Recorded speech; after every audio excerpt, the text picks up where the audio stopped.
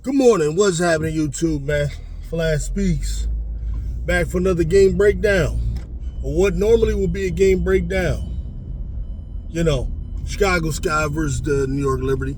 And as kind of predicted, there was no surprise for me. This game was another blowout for the Chicago Sky. So this makes, I don't know exactly. I didn't really look at the numbers because what does it really matter? But I believe Tyler Marsh has to be working on an unprecedented, Tyler Marsh and the staff and the team has to be working on an unprecedented number of losses by double-digit margins. This is of epic proportions, I would assume.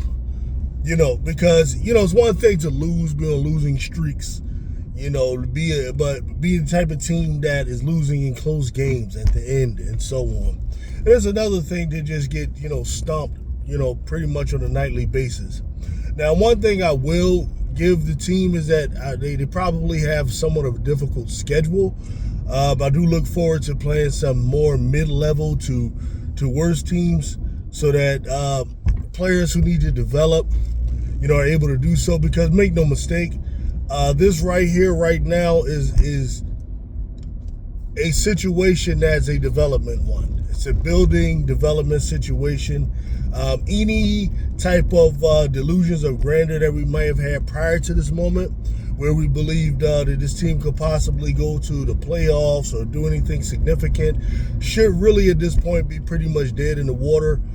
There should be no thinking on that level at this point as far as I'm concerned. That is delusion and will pretty much lead to disappointment and a bunch of heartbreak in the end. Because let's just make no mistake, this is a poorly built team. The construction from the ownership to the management group to the scouting team and all of it has been absolutely horrible. From the beginning of the season, this team has had at least 3 players in the starting lineup. No, I would say 2. At least 2 players in the starting lineup on a nightly basis. Players who should not be starters in this league, period. When you look at Kia Nurse, I'm not saying Kia Nurse can't play in the WNBA, but Kia Nurse is not a starter in the WNBA. She just simply is not. And it's probably here because the Chicago Sky made a promise just so that they can get her to be a starter here, as opposed to being, the 9th player on the bench, probably anywhere else. When you look at Rebecca Allen in the same vein is not a starter in the WNBA. And I don't even mean, of course, meaningful like role players. I mean, they're not starters. These are players that should be coming off the bench. And then what's worse is last night, matter of fact, I should have said 3 players. Right. I initially said 3 players every night that should not be starters. I corrected myself, but no, I did mean that. Because the 3rd player has been Courtney Vandersloot, who, while she's still, a decent player, she has some things that she can add in terms of, IQ and those sorts of, qualities. What the reality of the situation is, she's 36 years old and she's in the twilight of her career. She should not really be anyone's starting point guard. And this has been the Chicago Sky point guard for the better part of the season so far. Unfortunately, she has the really bad injuries and we won't see her again for the remainder of the season. But that notwithstanding, she really was a bad choice from the beginning to have as your starting point guard. So this is what happened. This is a team that every single night have had 3 players surrounding their 2 cornerstone franchise pieces of Camila Cardoso and Angel Reese. They along with them, they put 3 players that should not be starters in the WNBA by anybody's metric. Now, prior to now, I was not 100% sure of that. I admit to my lack of knowledge of all of the players in the WNBA, I pretty much know the stars, I think, pretty well. I think I know the all-star players, some of the complementary pieces, but who I've had a chance, to watch. But as this time moves on, I'm learning more and more about these players. Prior to the season, I was not that familiar with Kia Nurse besides an interview I saw her on, along with saw her put in some minutes for, I believe, the Sparks last year. Rebecca Allen, I didn't know much about at all. I had to really research her, look up highlights and that sort of thing, and just to try to get an idea of what type of player that was.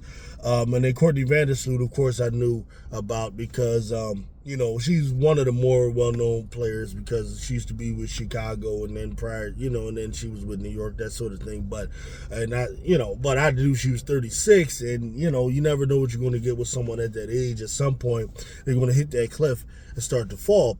But the point here is going into the season, Jeff P knew that he had two cornerstone players, presumably, right? Camila Cardoso and Angel Reese, right? Angel Reese being the cash cow pretty much for the team right now, with the popularity that she has, with the jersey sales, with the sneaker sales, all-star appearances, all of these different things, okay? And then you have Camila Cardoso, very promising player, 6'7", something you can't teach, coming from a championship program in South Carolina, and all the things we know about Camila Cardoso, internationally known because she's from Brazil, all of these different things, right? Now, what Jeff P did, though, is he dropped the ball because what he put around them, with the exception of Ariel Atkins, Ariel Atkins, I do like, right? So now I'm going back again, right? There's only been two players around them. But Courtney Vandersloot and Kia Nurse, on the starting five, you have two players who should not be starters in the WNBA. And then last night, what he did was he replaced Vandersloot, who should not be a starter, with now Rachel Banham, who definitely, and I hate to be harsh, but in my opinion, should not be in the league at all. Okay? I'm not talking about as a starter. I'm not talking about as a useful rotational piece. I'm not talking about as a bench player. She should not be in the WNBA at all. And this is a player he's given over 20 minutes. Okay? So this is the state of the team. This is what you got out there on a nightly basis. So now that we should know that, and I don't think there should be a lot of debate about this, the expectations should follow, right? The expectations should be more real now, okay? This is a developmental thing. We should be looking for little signs, right? Unless the team can make some trade or something, which I'm not anticipating. So there should be just little signs, okay? So what should he be doing right now? He should be seeing what we have in Haley Van Lith, which she did get some minutes. But how should she be coached? What should she be told her job is out there?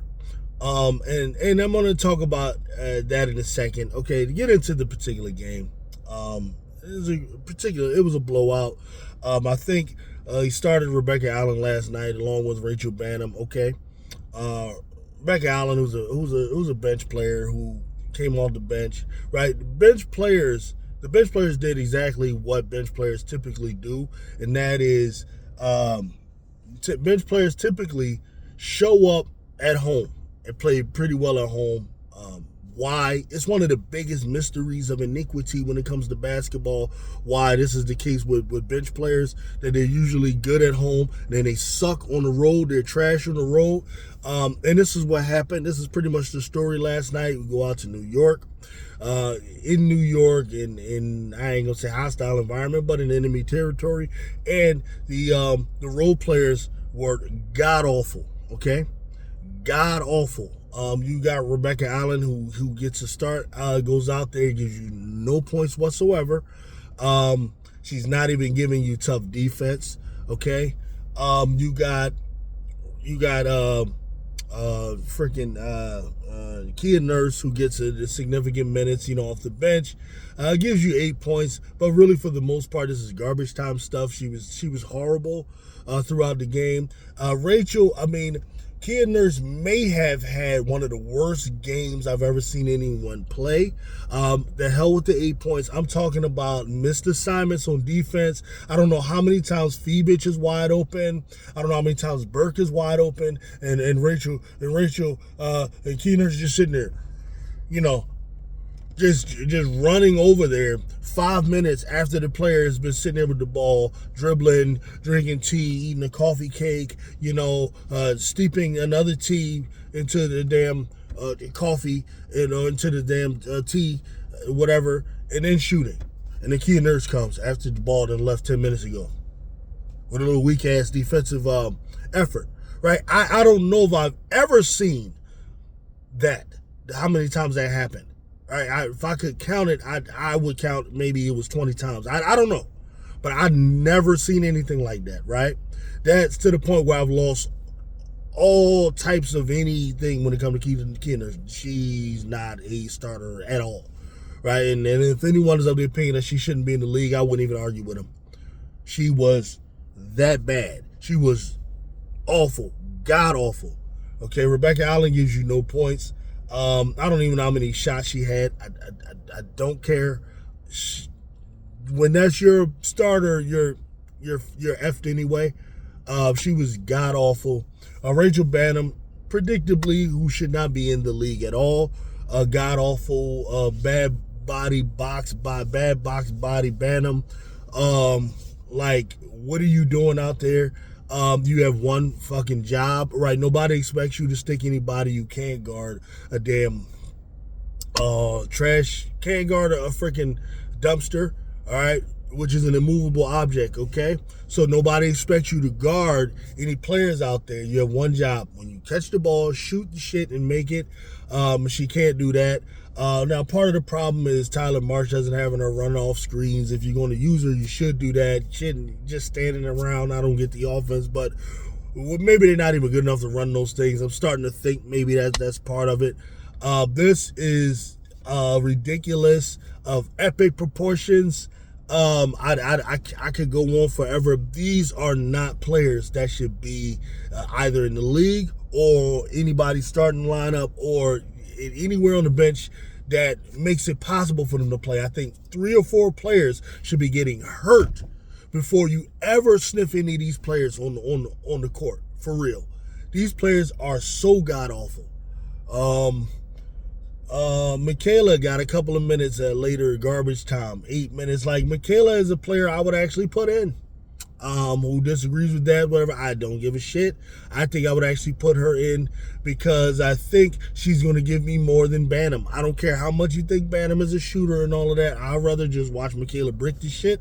Why? Because it's more, I think she's a player, if you kind of give her simple instructions, okay, your job is to kind of at least do this, do that. Your job is real simple. Don't let Burke just shoot all types of threes. Just don't do that. That's all I ask. I think she's able to accomplish that. She can give you some tough buckets because she's big, right? I'll just go with big, luggy athletes, right, over just what we got going on right now. I think I just have a better shot, okay? Yeah, man, it was really that bad. Now, the one shining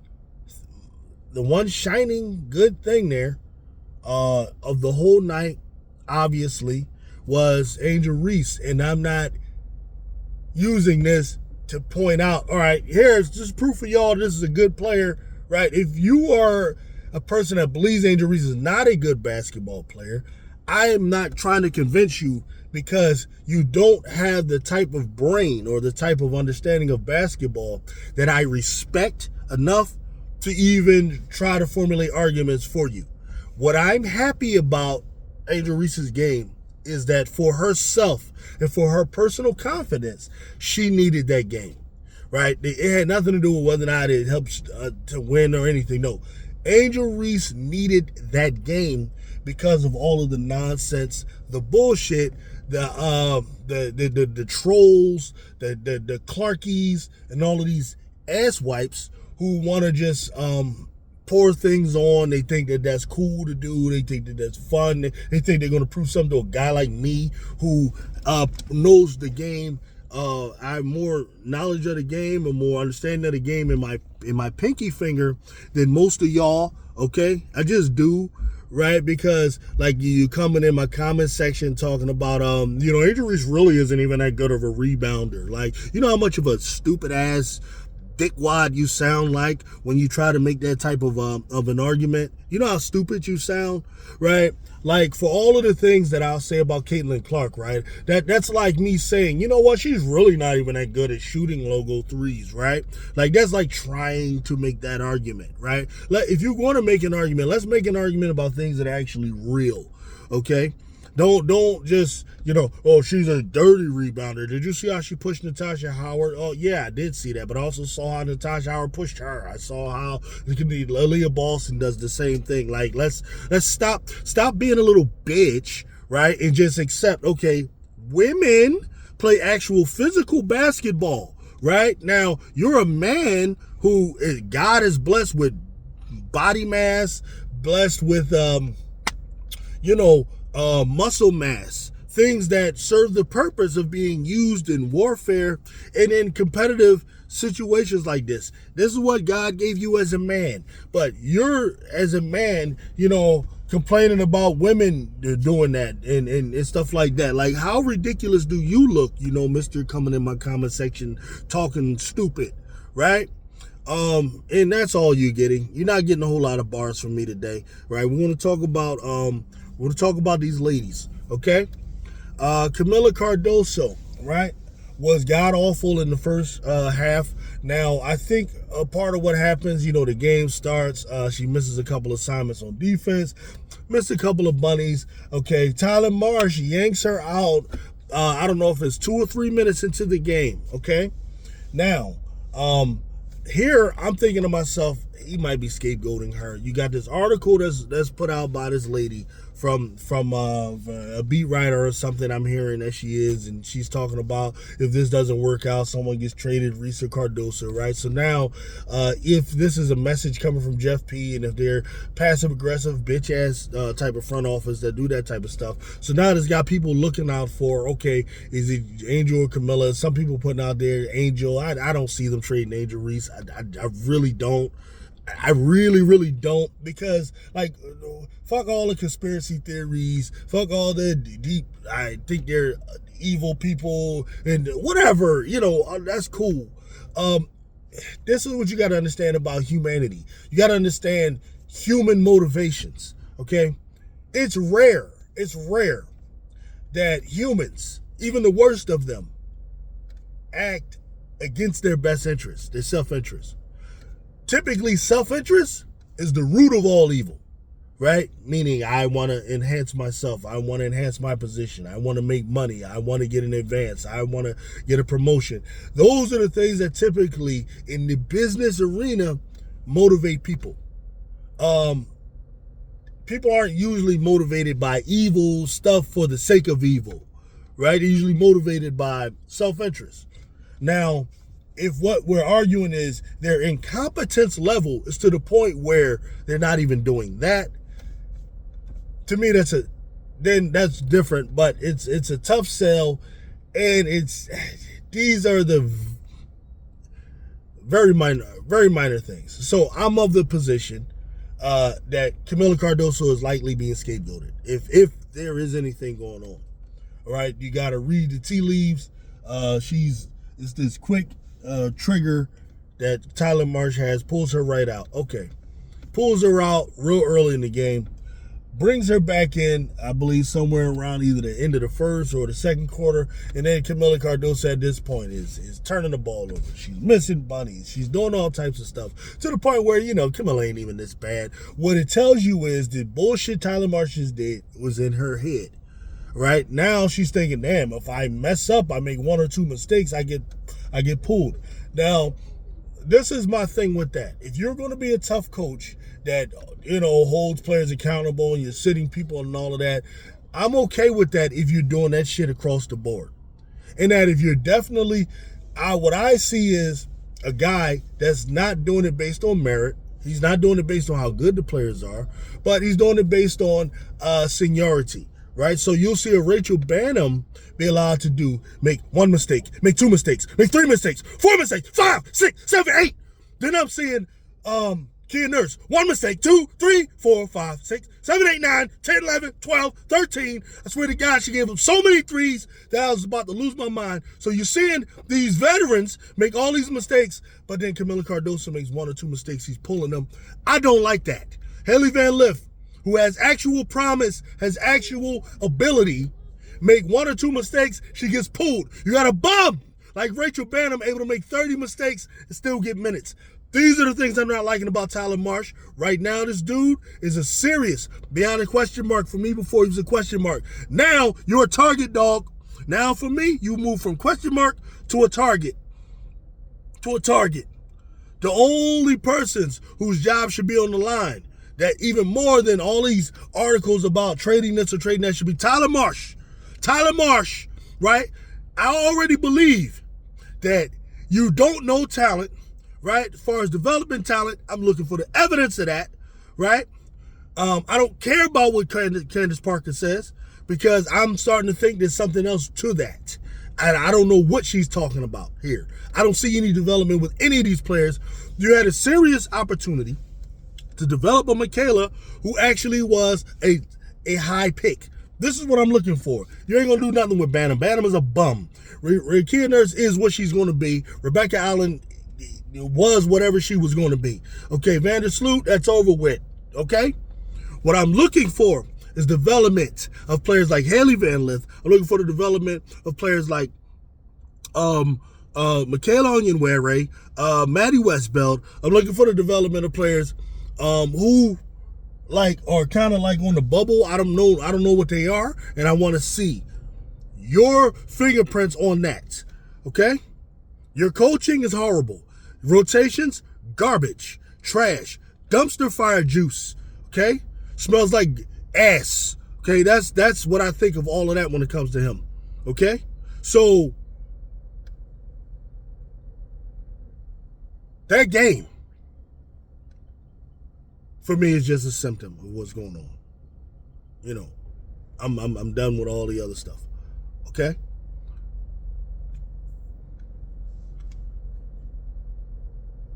At this point, this game was a good starting point for Angel Reese psyche. Her game and all of that, I'm not worried about it. She said the right thing about the game. She trusts her work that she puts in. That's it. Put your head down. Keep practicing. Trust your work. Keep getting reps. One thing Candace Parker did say that I'd agree with, though, was that Angel Reese has to figure out what are exactly going to be her spots on the floor. That's what you do. If she can have 4 spots, elbow, whatever it's going to be, a particular spot for the three-pointer, a little bank shot, whatever. Just master those spots right there. And do whatever you can to get to those spots. Make sure that your coach is running things to get you to those spots, so that way we can start to have some consistency, right? We know Angel Reese can get us 10 a night. Matter of fact, we know she can get you about 12 to 13 a night, all right? With consistency and knowing your spots, hell, let's get that up to 15 a night, right? We know the rebound. She's going to get more than all these chicks, right? We already know that. She's going to get more than all of them. Whether it's offense, whether it's defense, whether it's her own, whatever. She's going to get more rebounds than all of them, okay? And it won't be close, except for that behemoth over there in Las Vegas. That's the only one she's going to be competing with when it comes to rebounding. The rest of them are a joke when it comes to rebounding, all right? She's different. She's generational when it comes to that. To rebounding, this is a generational rebounder, okay? That we know.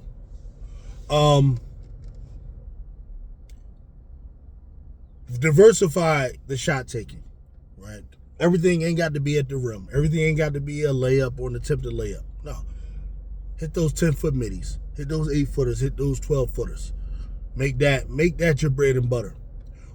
That will set it up to where the defense will start coming out to have to respect those 10-footers and respect those middies. That's when you use your ability to drive by them, right? That should be Angel Reese's focus. It's that type of thing. Okay, the hell with all these little trolls and all of them. Fuck y'all. And that's the reality. All right. Now what's going to happen with Camilla, I don't know. I hope it works out. I do. But, you got to have an organization that believes in the player as a talent. They may believe they're better off with her not on the floor, because this is a bad situation. You have a game where Jonquel Jones, who's the problem when we faced New York, wasn't there. You're still getting blown out, while at the same time Camila Cardoso is underutilized. Now, Sabally, the backup, is tall, so she still can provide some issues, but Camilla, compared to Sabally, is supposed to be a much higher prospect, okay? There's still no excuse for that. And Tyler Marsh was not able to take advantage of it. So, what do you do, man? This is kind of where the team is. At this point, I'm just looking for growth. When it comes to Haley Van Lith, and this will be my final thing that I deal with, because this video is way longer than I intended. Haley Van Lith clearly has potential. I see it. I want Tyler to get Haley to go from thinking too much to just playing. I want to see her go from thinking to playing. Right now, he has her in thinking mode. I want you to learn to do this and think. Forget that. It's basketball. Go out there, shoot the damn ball. You're not running some shit that's so complicated, that's so this or so that. We don't need her to be traditional point guard, Mary. We don't need that. No, we want the little TCU girl who just went out there gunning. That's what I want to see, because that's where her confidence is going to come from. She has to first recognize, I belong. I can do this. I can play with these girls. She has to first get that. Then we scale it back and we start learn this, recognize that, do this, do that, blah, blah, blah, blah, blah, blah, blah. Right? But don't have her head on this bullshit. I'm watching this little girl, and she's a sweet little girl. Like, I can't even get mad at Haley, like, right now. I can't. When she's talking, I'm out here trying to do the best for the team, and I think that, the Chicago Sky is great organization, and I love Angel Reese, and I'm like, oh, Haley, right? She's talking about, I'm having practices where I'm getting yelled at, and something. Yo, man, stop yelling at Haley, man. What the hell you yelling at? You need somebody yelling at Marsh ass. You yelling at Haley, boy? I don't be yelling at her, man. That's what I want to say to him, man. I want nobody yelling at HVL.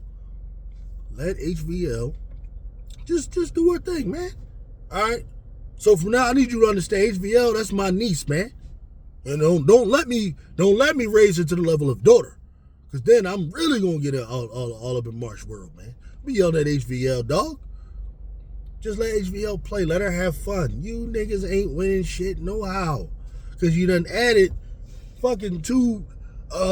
You starting bench players and people that should be bagging groceries somewhere, man. Rachel Banner should be working at the movie theater. You got HVL playing with her and you yelling at HVL. How the hell she gonna win? She playing with Maddie from fucking, Stepford Wives or something, man. What are we doing? And then Westbell should be getting more time. Like, why not? The fuck? Rebecca Allen in the way? Like, what are we doing? Thanks for coming through, y'all, man.